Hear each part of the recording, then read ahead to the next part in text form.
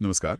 आज हम राष्ट्रकवि मैथिली शरण गुप्त द्वारा रचित महाकाव्य साकेत के उस हिस्से की बात करेंगे जो सिर्फ एक रात में अयोध्या की पूरी कहानी पलट देता है। जी। ये एक ऐसी रात की कहानी है जहां उत्सव और आनंद का माहौल एक भयानक त्रासदी में बदल गया, और ये सब हुआ एक रानी के मन में उठे तूफान की वजह से। जी, ये कहानी उस एक रात की है जब अयोध्या यानी साकेत में हर कोई श्री राम के राज्याभिषेक के लिए तैयारियां कर रहा था। चारों तरफ दिए जल रहे थे, मंगल गान हो रहे थे। हम्म। लेकिन महल के ही एक अंधेरे कोने में एक ऐसा षड्यंत्र रचा जा रहा था जो रघुकुल के भविष्य पर आप कह सकते हैं ग्रहण लगाने वाला था। हाँ, ये मानवीय भावनाओं, ईर्ष्या और मनोविज्ञान का एक बहुत गहरा खेल है। बिल्कुल। और इस खेल के केंद्र में है रानी कैकई, एक ऐसी माँ जिनके बारे में कहा जाता था कि वो अपने पुत्र भरत से भी ज्यादा राम से स्नेह करती थी। जी हाँ।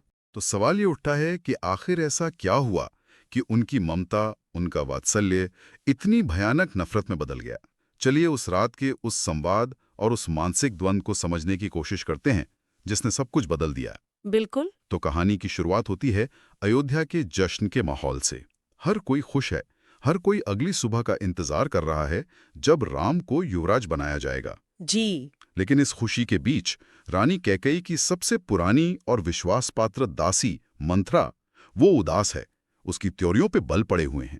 और जब कैकेयी उसे देखती हैं तो उनके पहले शब्द ही राम के प्रति उनके प्रेम को दर्शाते हैं। वो बड़े प्यार से पूछती हैं, अरे तू यूं उदास है आज, वत्स जब कल होगा युवराज। वत्स, ये शब्द बहुत महत्वपूर्ण है। बहुत ज्यादा। यहाँ ध्यान देने वाली बात है कि उन्होंने राम नहीं वत्स कहा, यानी पुत्र।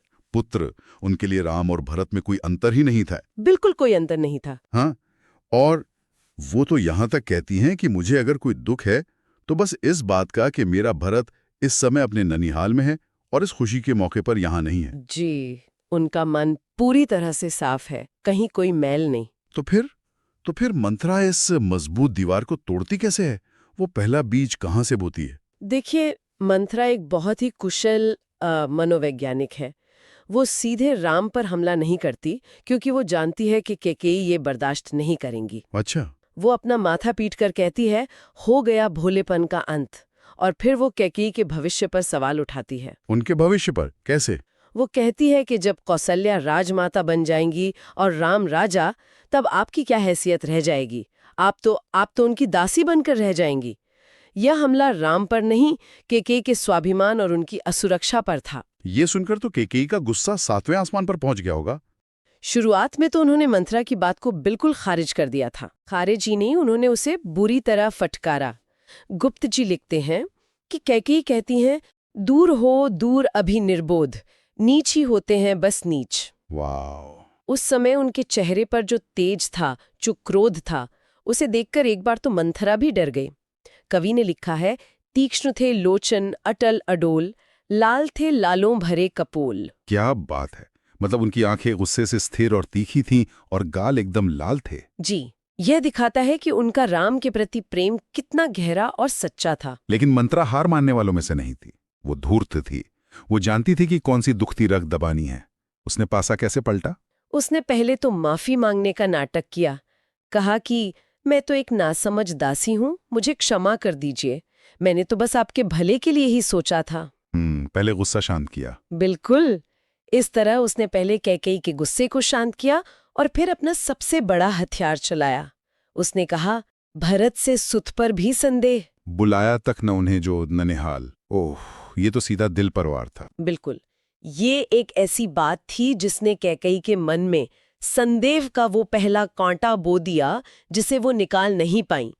मतलब जो चीज अब तक एक संयोग लग रही थी जी कि भरत अपने ननियाल में है, जी, मंथरा ने उसे एक सोचे समझे षड्यंत्र की तरह पेश कर दिया। कि देखो, जानबूझकर भरत को दूर भेजा गया ताकि राम का राज्याभिषेक आराम से हो जाए। सही पकड़ा आपने। बस यहीं से कैकेयी का विश्वास डगमगाने लगता है। मंथरा के जाने के बाद कैकेयी के मन में जो उथल पुथल मची होगी, गुप्त जी ने उसका वर्णन कैसे किया है?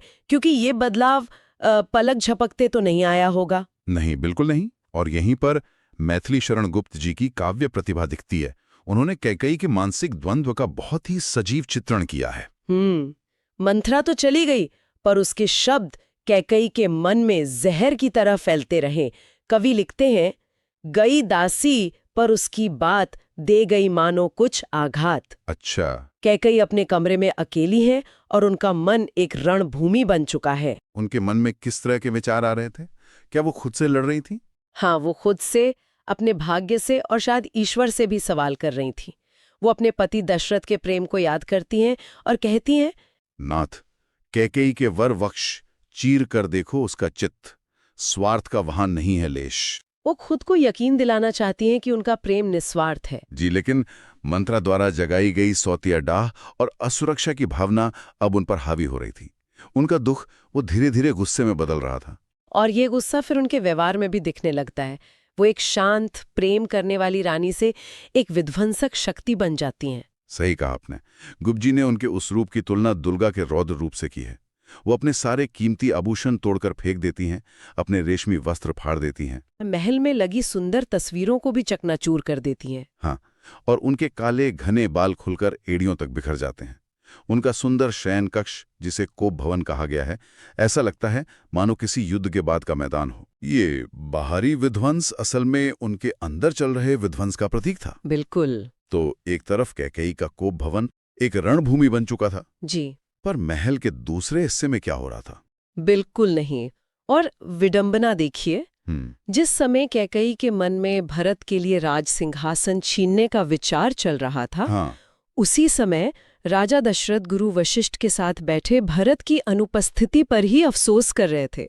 वो कहते हैं कि बस एक ही कमी रह गई कि भरत यहाँ नहीं और है। इसी बातचीत में वो एक पुराने शाप का भी जिक्र करते हैं। जी, वो उस घटना को याद करते हैं जब अनजाने में उनके बाण से श्रमण कुमार की मृत्यु हो गई थी, और उनके अंधे माता पिता ने शाप दिया था कि तुम्हारी मृत्यु भी पुत्र वियोग में ही होगी। ये भविष्य की एक भयानक परछाई थी, जिसे उस पल कोई नहीं समझ सका। इसके बाद खुश मन से राजा दशरथ अपनी सबसे प्रिय रानी कैकेयी से मिलने उनके महल की ओर जाते हैं। और वहां का नजारा देखकर उनके पैरों तले जमीन खिसक गई होगी। कल्पना कीजिए, एक राजा जो अपनी सबसे प्यारी पत्नी को ये खुशखबरी देने आया है कि कल तुम्हारे प्रिय वत्स राम का अभिषेक होगा, और वो महल में घुसते ही क्या देखता है? बिखरे हुए गहने, फटे हुए कपड़े, और उनकी रानी जमीन पर बिखरे बालों के साथ एक भयानक क्रोध में लेटी हुई है। गुप्त जी ने जो उपमा दी है वो अद्भुत है। वो लिखते हैं, पड़ी थी बिजली सी विकराल, लपेटे थे घन जैसे बाल। वाह, बिजली सी विकराल और घन जैसे बाल। जी, यहाँ गुप्त जी कैकेयी की तुलना किसी साधारण स्त्री से नहीं, बल्कि एक प्राकृतिक प्रलय, एक आसमानी बिजली से कर रहे हैं। हाँ, और उनके बाल घन यानी काले बादल हैं जो तूफान लाने वाले हैं। ये सिर्फ उनके गुस्से को नहीं, बल्कि उनकी विनाशकारी शक्ति को दिखाता है। बिल्कुल सही विश्लेषण। वो अब एक इंसान नहीं, एक तूफान बन चुकी थी। ये दृश्य राजा के मन में प्यार या चिंता से ज्यादा भय पैदा करता है। वो समझ ही नहीं पाते कि आखिर हुआ क्या है। नहीं, वो उन्हें मनाने की हर कोशिश करते हैं। पूछते हैं, किसने तुम्हारा अपमान किया? बताओ, मैं उसे मृत्युदंड दूंगा। वो उन्हें अपना पूरा राजपाट देने तक की बात करते हैं। और इसी मनाने की कोशिश में वो अनजाने में कैकेयी को वो हथियार दे देते हैं जिसका वो इंतजार कर रही थी। वो 2 वरदान। हाँ, राजा उन्हें याद दिलाते हैं कि कैसे युद्ध में कैकेयी ने उनकी जान बचाई थी और बदले में उन्होंने 2 वरदान देने का वचन दिया था, जो कैकेयी ने कहा था कि वो समय आने पर मांगेंगी। और फिर वो शपथ ले लेते हैं। जी, राजा दशरथ अपनी बात का वजन बढ़ाने के लिए सत्य की शपथ ले लेते हैं और कहते हैं कि सत्य पर सकता हूँ सब वार, रघुकुल की आन बान और शान सत्य ही थी। और बस कैकेयी को इसी पल का इंतजार था। राजा ने खुद ही अपने आप को वचन के जाल में फंसा लिया। कैकेयी जानती थी कि राजा दशरथ प्राण दे देंगे पर अपना वचन नहीं तोड़ेंगे। वो उठकर बैठती हैं और उनके मुंह से जो शब्द निकलते हैं वे अयोध्या के इतिहास पर वज्र की तरह गिरते हैं। वो कहते हैं, नाथ, मुझको दो ये वर, एक भरत का करो राज्याभिषेक। और दूसरा वरदान तो इससे भी ज्यादा कठोर था।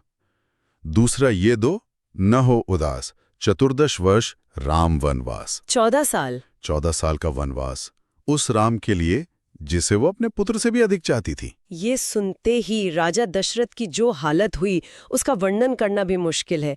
कवि लिखते हैं, वज्र सा पड़ा अचानक, टूट गया उनका शरीर सा छूट। ओहो, ऐसा लगा जैसे उन पे सचमुच कोई बिजली गिर गई हो और उनका शरीर चेतना शून्य होकर बस एक मूर्ति की तरह रह गया हो। वो कुछ बोल नहीं पाए, हिल नहीं पाए। बस अपनी क्रूर रानी को देखते रह गए। जी। और कैकेयी ने इस मौके पर कोई रहम नहीं दिखाया। उन्होंने राजा को उनके वचन की याद दिलाकर और भी चोट पहुंचाई। वो बहुत निर्मम हो गईं। उन्होंने कहा कि अगर आप अपना वचन पूरा नहीं कर सकते तो सत्यवादी होने का ढोंग क्यों करते हैं। उन्होंने धमकी भी दी। अब तो राजा के विलाप और उस रात के अंधकार के सिवा कुछ भी नहीं बचा। वो रात राजा दशरथ के लिए कयामत की रात थी।